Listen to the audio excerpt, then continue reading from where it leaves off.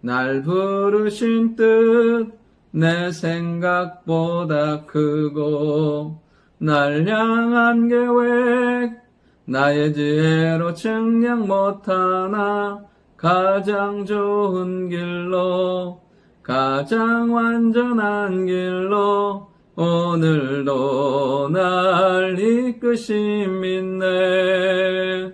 아멘.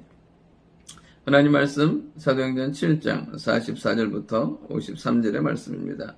오늘 본문을 통해서 하나님의 구원과 은혜에 대해서 살펴보려고 합니다. 첫 번째는 성전을 통해 만나시고 은혜를 베풀기 원한다는 사실입니다. 44절에 보면 광야에서 우리 조상들에게 증거의 장막이 있었으니 이것은 모세에게 말씀하신 이가 명하사 그가 본 양식대로 만들게 하신 것이라. 증거의 장막, 성전을 하나님께서 모세에게 말씀하시고 명하시고 그 양식대로 만들게 하십니다. 재료나 규격이나 그 모든 것들을 알게 하시고 성막을 짓게 하십니다. 이것은 인간의 개념이 인간의 생각이 만든 것이 아니고 그리고 재료나 모양이나 그것들의 의미를 인간이 부여한 것이 아니라는 거예요. 그 모든 것은 하나님께로부터 왔고 하나님께서 의미와 가치를 부여하시고 그것들을 직접 허락하셨다는 사실입니다. 이렇게 성막을 우리에게 주신 이유는 하나님 그 성막을 통해서 하나님 만나는 길을 여시길 원했다는 거예요. 여러분, 죄인된 인간이 거룩한 하나님을, 피조물이 창조주 하나님을 만날 수가 없죠.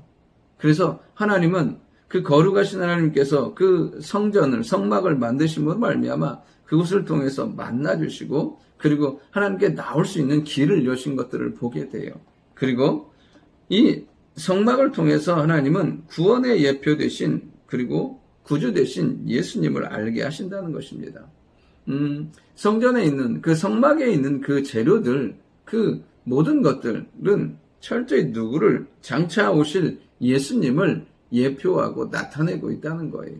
언약궤, 그 다음에 등대, 그 모든 것들, 진설병상 그 모든 것들이 장차 오실 예수님을 나타내고 있다는 거예요. 그러니까 그런 것들을 통해서 그리고 선지자들의 말씀을 통해서 구주 되신 예수님을 믿음으로 말미암아 죄 용서함 받고 하나님의 자녀로 살 수 있도록 알게 하시고 나타내 주신 것을 보게 됩니다. 그리고 이 성막을 통해서 예배함으로 하나님께 나오게 하신 것들을 보게 돼요.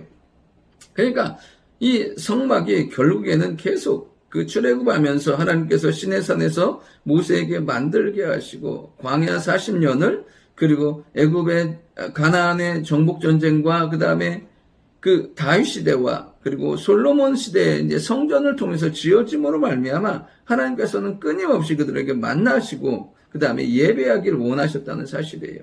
우리의 인생과 삶, 여러분 성전이 일방적인 하나님의 은혜인 것처럼 우리에게도 하나님의 사랑과 은혜는 일방적으로 우리의 의지와 관계없이 주어진다는 사실이에요. 자격과 조건이 아닌 찾아오셔서 만나심으로 말미암아 우리의 삶에 은혜를 베푸신다는 사실입니다.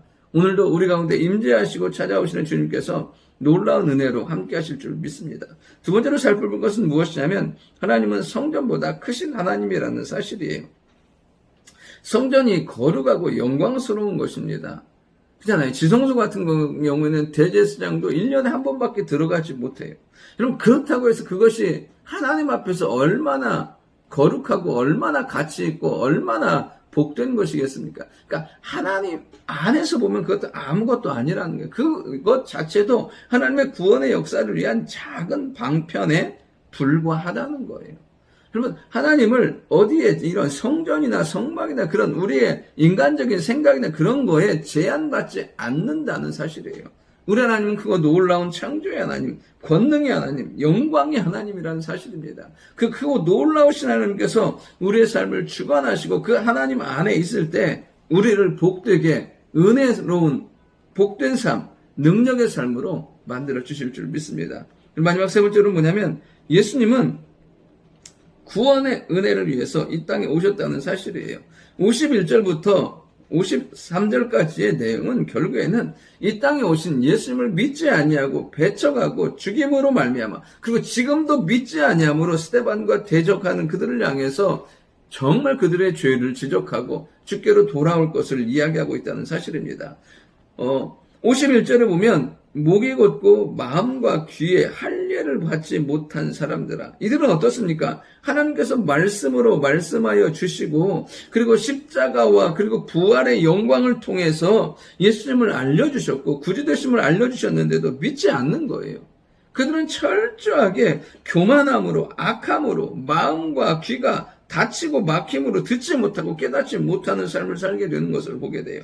그러면서 이들이 하는 것은 무엇이냐면 선지자들과 조상들을 그 믿음의 사람들을 박해할 뿐 아니라 성령의 역사를 거스르며 살아가는 거예요. 성령의 역사를. 하나님께서 구원의 역사를 은혜를 베풀기를 원하시고 그때 놀라운 구원의 역사를 응답의 역사를 주시기를 원하시는데 그걸 거부하는 거죠. 놀라운 건 뭐냐면 주를 믿기로 결단한 사람은 베드로의 설교를 통해서 어떻습니까? 3,000명이 5,000명이 주께로 돌아온 역사가 일어난다니까요. 성령 안에서 은혜 가운데 있을 때는 그런 크고 놀라운 구원의 역사들이 일어나요.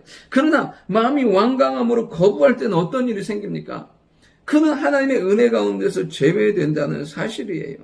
정말 우리가 이 땅 가운데 살아가면서 복된 삶은 무엇이냐면 하나님께서 은혜로 주신 것, 우리 가운데 구원의 영광을 허락하기 위해서 이 땅 예수님을 보내셨는데 그 예수님을 영접하는 자가 하나님의 자녀가 되는 놀라운 특권과 권세를 주셨다는 사실이에요. 오늘도 하나님은 우리 가운데 말씀으로 성령으로 우리 가운데 믿음의 역사로 구원의 역사, 은혜의 역사를 허락해 주시기를 원하십니다. 중요한 건 뭐냐면 우리가 겸손함으로 사모함으로 그 은혜를 영접하는 거예요. 그 믿음 가운데 나아가는 거예요. 그러면 하나님은 우리의 삶을 은혜 가운데 영광 가운데 살게 만들어 주실 줄 믿습니다. 오늘도 주의 크신 은혜가 주의 말씀이 주의 성령이 우리 가운데 충만하기를 원하고 그 주의 강건적인 역사로 말미암아 우리를 살리시고 도우시고 인도하시고 함께 하시는 놀라운 주의 사랑과 응답이 가득한 축복의 하루 될 수 있기를 원합니다. 좋으신 아버지 하나님, 날마다 우리를 만나주시고 천지와 만물을 다 창조하시고 크고 놀라우신 하나님의 권능으로 우리와 함께 하심을 참으로 감사드립니다. 이 땅 예수님 보내주셔서 하나님의 자녀 되게 하셨사오니 그 예수님을 영접함으로 하나님의 자녀로 살게 하시고 자녀된 놀라운 응답과 역사가 있는 귀한 하루 되게 주여 인도하여 주옵소서. 감사드리며 살아계신 예수님의 이름으로 기도드립니다. 아멘.